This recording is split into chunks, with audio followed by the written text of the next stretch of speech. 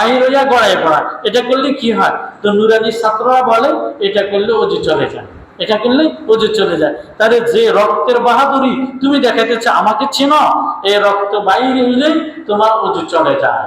তোমাকে বলা হয় মসজিদ থেকে বাইরে হয়ে যাও, মসজিদে তুমি এখন বসে থাকতে পারবে না, 1 সেকেন্ডও না, 1 সেকেন্ডও না, এখনই বাইরে হও, এখনই ওযু করো, যাও। শরীয়তে বলছে তুমি নাপাক হয়ে গেছো, শরীয়তে বলছে কি নাপাক হয়ে গেছো। তাহলে যে তুমি রক্তের বাহাদুরি দেখাইলা, শরীয়ত বলে এই রক্ত নাপাক, এ রক্ত কি নাপাক। তুমি যে বাহাদুরি দেখাইলা, তোমার থেকে যদি 2 ফোঁটা যদি আরো কিছু নাপাকি তোমার প্রস্রাবের রাস্তা দিয়ে যদি বাইরে, তো শরীয়ত বলে তোমার উপর গোসল ফরজ, তোমার উপর কি গোসল ফরজ। তাহলে যেই বীর্য দিয়া তুমি তৈরি হইলা, এটা একটা নাপাক জিনিস। যে নাপাক জিনিস যখন তোমার বাপে আর মায়ের থেকে বাইরে হয়েছে, তখন শরীয়ত তোমার বাপকেও বলছে গোসল করো, তোমার মাকেও বলছে গোসল করো। গোসল করা ছাড়া তুমি পবিত্র হইতে পারবে না। তাইলে তো তুমি নাপাক বীর্য দ্বারা তৈরি, তুমি নাপাক বীর্য দ্বারা তৈরি। তাইলে তুমি এত বাহাদুরি দেখানোর কি আছে?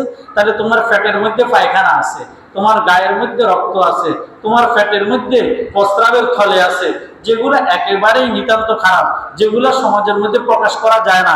তোমার একটু বাতাস বাইরে হইলে সমাজের মানুষ তোমাকে উঠে যাও, উঠে যাও, গন্ধ বাইরে হইতেছে, কি ভাই, কি ভাই, তোমার থেকে একটু বাতাস বাইরে হইলে এটাও তো কেউ সহ্য করে না, আমাকে চেনো, এটা বলার কি প্রয়োজন আছে? এজন্যই আল্লাহ তাআলা শরীরে যা কিছু তোমাকে দিয়েছে, কথা চলতেছিল, এটা ব্যবহারের জন্য দিয়েছে। তার মধ্যে একটা জিনিস আছে, যেটা হলো জিহ্বা। এই জিহ্বাকে আল্লাহ তাআলা কতটা কামের জন্য দিয়েছে।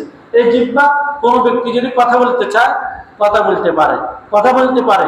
এই জিহ্বা দিয়ে যদি কেউ পানি খাইতে চায়, তো পানি লবণাক্ত না মিঠা পানি, না এটা ফিল্টারের পানি, না মাম পানি, জিহ্বা 1 মুহূর্তে বলে দিবে। দেরি করবে? তখনও বলবে না, দেরি করবে না। জিহ্বা আপনাকে টক মিষ্টি ঝাল বলে দিবে। জিহ্বা আপনাকে বলে দিবে আপনার খাবারের মধ্যে বালু পড়ছে কিনা, আপনার খাবারের মধ্যে চুল পড়ছে কিনা, খাবার নষ্ট হয়েছে কিনা।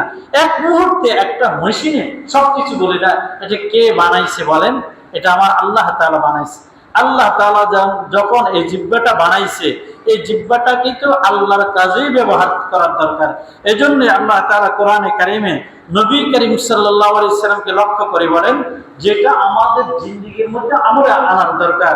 সূরা আলে ইমরানের 159 নম্বর আয়াতের মধ্যে আল্লাহ তাআলা বলেন, ফাবিমা রাহমাতিম মিনাল্লাহি লিনতা লাহুম ওয়ালাউ কুনতা ফাযযান গালিযাল কলবি লানফাযযু মিন হাওলিক।